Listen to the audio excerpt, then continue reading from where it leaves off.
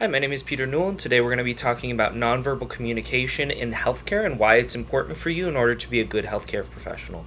In order to be a good healthcare professional, you need to be aware of what nonverbal communication is. Nonverbal communication can be things like tone, things like body language, things like hand gestures.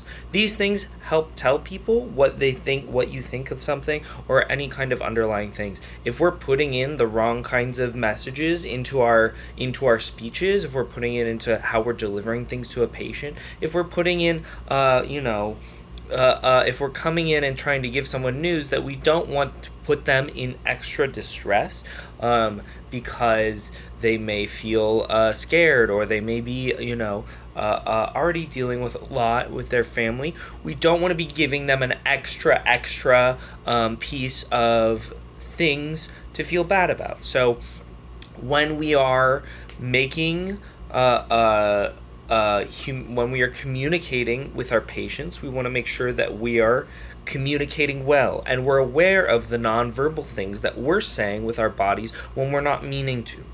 One of the other things that we need to be aware of is we need to be aware of the signals that we're receiving non-verbally from the patients themselves. They can be telling us things like they're completely comfortable, or they like something, or they're completely okay with it, but their physical body might not be telling us the same thing.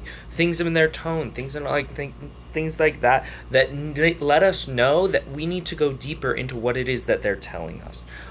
So it's really important for us to be able to go in to the people that we're working with and talk to them, and to be able to pick up on things when they are feeling a certain way, when they're feeling however they're feeling.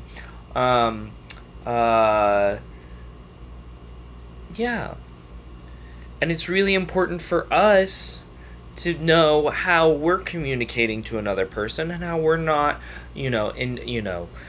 giving off the wrong message, or telling people that they're, if I have a patient who has cancer and I'm going on it down a clipboard and I'm not looking at them, they don't trust me as a doctor. They don't think I know what I'm talking about. They don't think that I've given them the time of day to make sure that they feel taken care of. If I'm a physical therapist, I have to give people exercises that they take home with them. And those things are things that they have to